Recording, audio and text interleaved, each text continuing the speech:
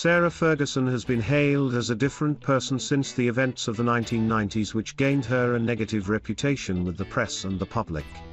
Despite being incredibly damaging for the royal family at various points, the Duchess of York has rehabilitated her image, and has now established a close relationship with the Queen.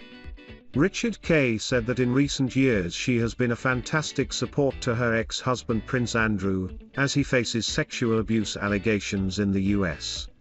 Speaking of her position now with the monarchy, Mr. Kay told True Royalties The Royal Beat, "She has also been incredibly damaging and dangerous at times over the years, but she's a different person today." When asked why the public remains supportive of her, he responded, "I think she's resilient, she bounces back, she's got that very winning smile and enthusiasm, you can't fault her energy.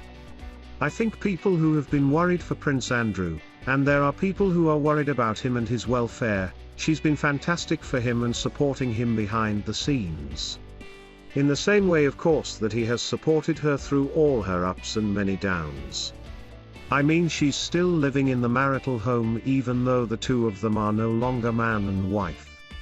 There is something about Fergie which is hard not to love."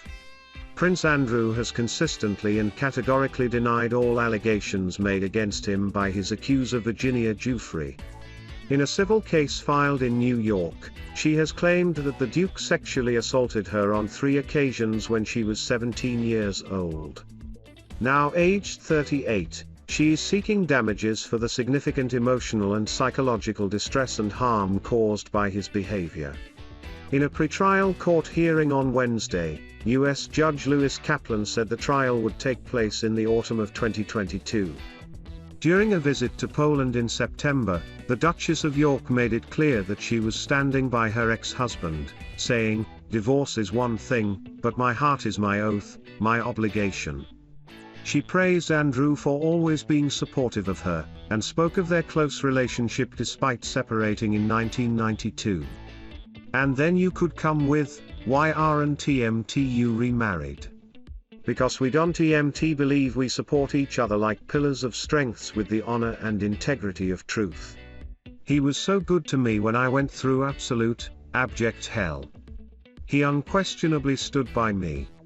It TMS not a tit for tat. It TMS just, I know who he is." Don't miss over the last 4 decades, Fergie has been embroiled in a number of scandals, most recently the Cash for Access sting in 2010, where a journalist from News of the World recorded her offering access to Andrew for a financial sum. Following its exposure, she was ridiculed by the press and was not invited to the 2011 wedding of Prince William to Kate Middleton. She also courted controversy during the 1990s, after a photograph of her sunbathing topless with American financier John Bryant kissing her toes made the front pages of British newspapers in 1992. Prince Philip was reportedly furious and demanded that she never returned to Balmoral.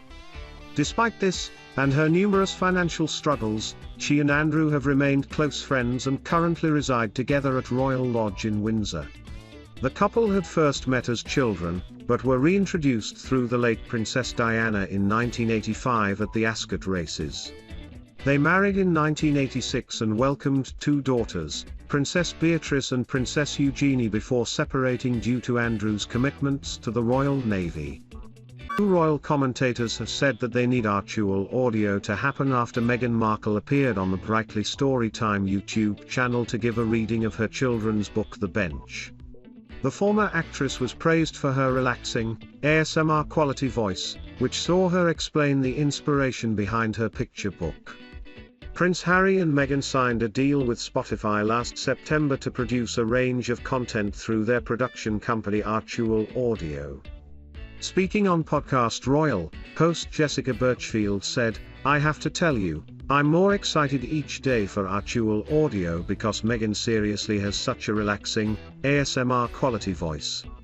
Her co-host Jessica Robinson said, "I agree with you, I think she has a great reading voice and speaking voice, and I actually was wondering if she had done any type of voice lessons in the past given her acting background. She really does know how to make her voice sound soothing and really nice to listen to." Ms. Birchfield continued, Harry has a great voice too, so I need actual audio to happen. It's been almost a year, come on, let's get it going. The couple signed an estimated $30 million deal with the streaming giant Spotify last October.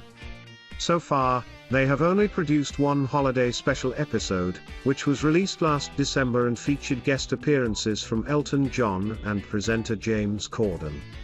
In a statement at the time, Harry and Meghan said, "What we love about podcasting is that it reminds all of us to take a moment and to really listen, to connect to one another without distraction."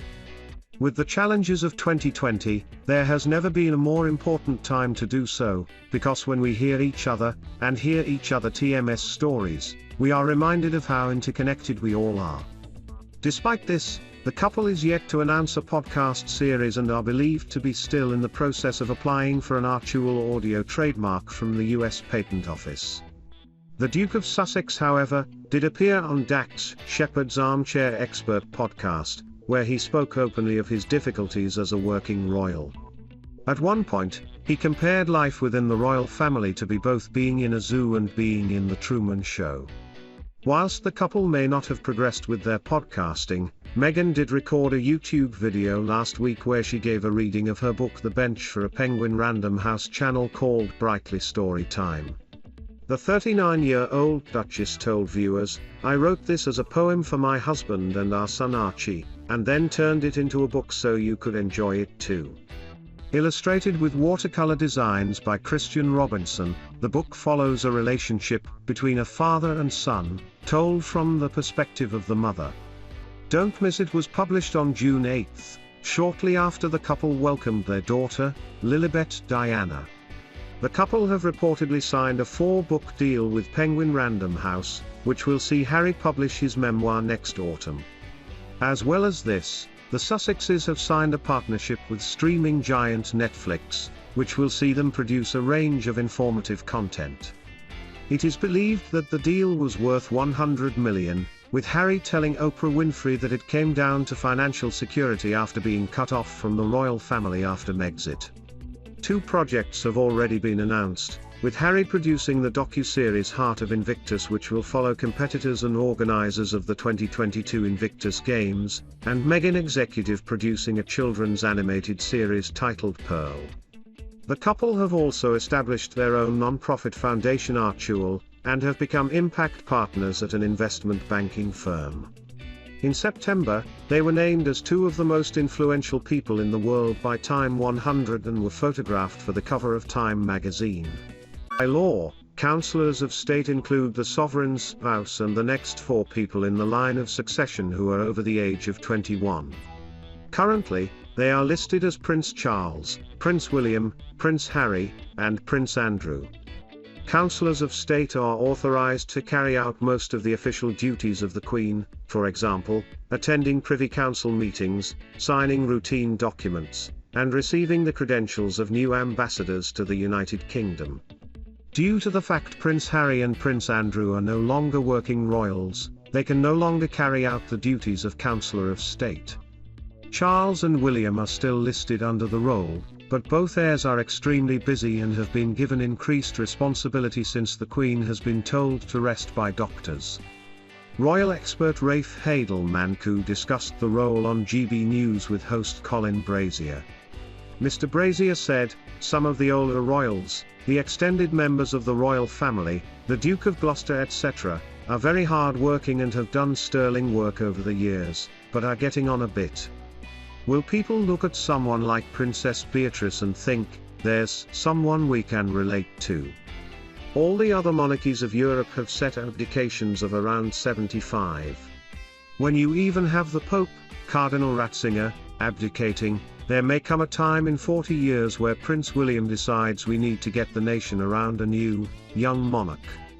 The next in line and over the age of 21 is Princess Beatrice, but the role may not necessarily be given to her. Camilla is likely to be given the role as it would be passed to her when Charles becomes king.